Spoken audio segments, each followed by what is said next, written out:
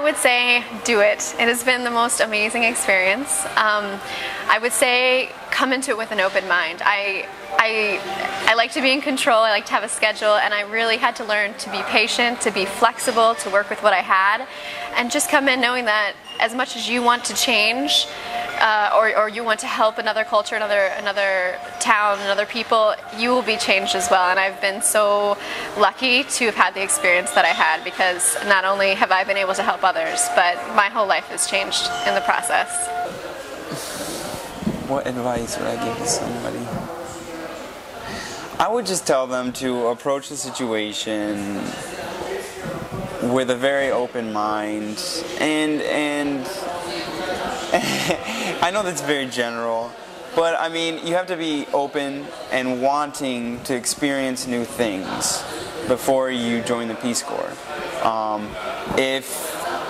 If you want to come here to use your skills and to implement those things you know and to kind of implement it on the local culture, that's not why you should come here. You should come here to work with people, to have patience, and to be taught as much as you're doing the teaching. You want to be taught. You want to be ready to change. The advice that I would give to somebody who wants to be a volunteer, other than don't do it, which that's not it at all, would definitely be something along the lines of open mind. When I came here, I kind of had my ideas of, well, here's what I want to do, here's my ideas. Now it's just much more going with the flow and just accepting what happens, what I learn, these sort of things, and having an open mind, an open just kind of idea of, you know, wherever you're going to be it's definitely going to make things much easier for you. Patience. Patience is key.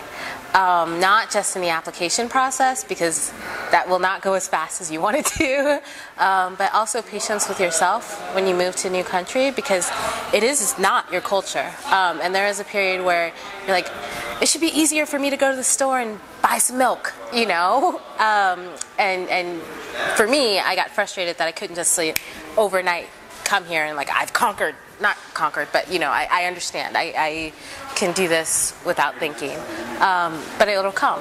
And in those small successes, you feel good about yourself, you know.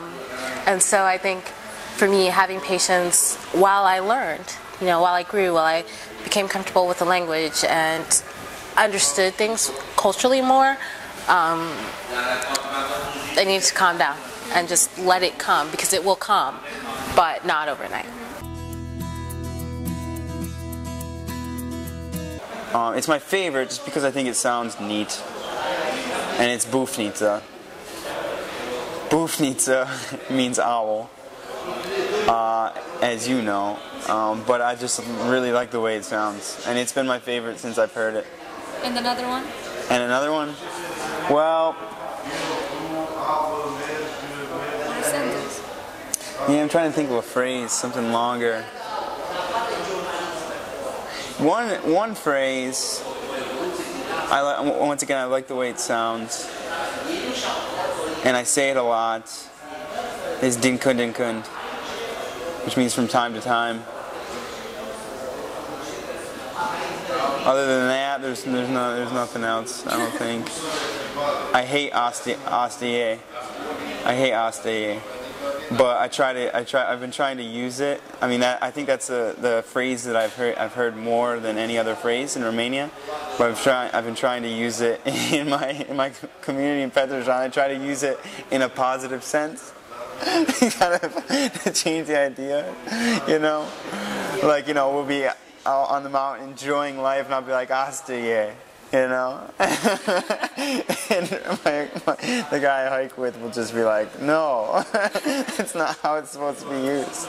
Like, this is life, you know? So, yeah.